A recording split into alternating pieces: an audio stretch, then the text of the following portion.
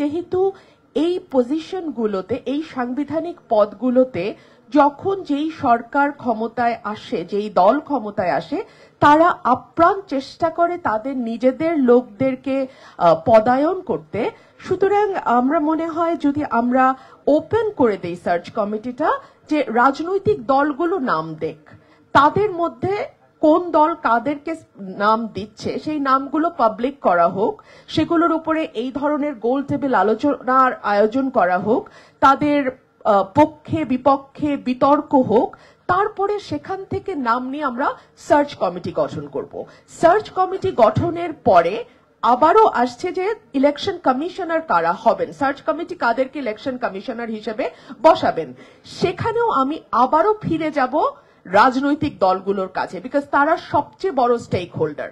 তাদের অনেক রকম দোষ আছে, সেটা নিয়ে আলোচনা করব পরে, কিন্তু তারাই সবচেয়ে বড় স্টেক হোল্ডার এবং দেশের মানুষ। সুতরাং আবারও আমরা ফিরে যাব সেই রাজনৈতিক দলগুলোর কাছে, সেখান থেকে নাম আসুক ইলেকশন কমিশন হিসেবে তারা কাদেরকে দেখতে চান। সেই নামগুলো বিএনপি কাদের নাম দিচ্ছে, আওয়ামী লীগ কাদের নাম দিচ্ছে, জামাত কাদের নাম দিচ্ছে, জাতীয় পার্টি কাদের নাম দিচ্ছে, অন্যান্য যে রাজনৈতিক দলগুলো আছে তারা কাদের নাম দিচ্ছে, একেবারেই পরিষ্কার, ট্রান্সপারেন্ট, স্বচ্ছ হোক।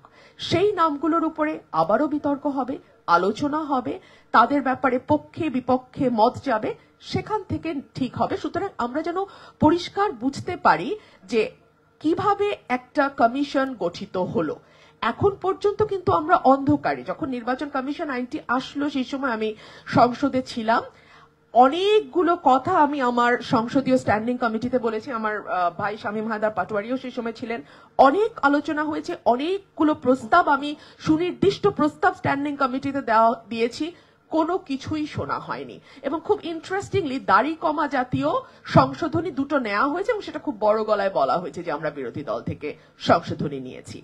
আর রাজনৈতিক দলগুলোর ব্যাপারে আসলে একটা কথা না বললেই না, সেটা হচ্ছে যে আমরা একেবারে নিশ্চিহ্ন না হয়ে যাওয়া পর্যন্ত কিছুতেই ক্ষমতার চেয়ারটা ছাড়তে চাই না।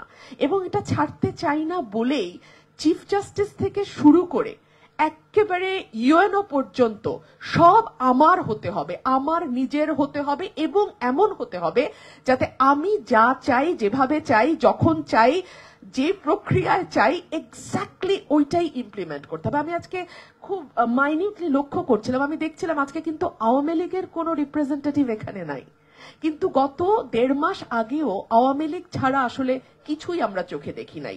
এটা কিন্তু একটা বড় শিক্ষা আমাদের জন্য। কিন্তু আনফরচুনেটলি আমাদের চেয়ারটাতেই সম্ভবত কোনো সমস্যা আছে, যে কারণে যাই হোক না কেন এই শিক্ষাটা আমরা আসলে কেউই নেই না। ধন্যবাদ।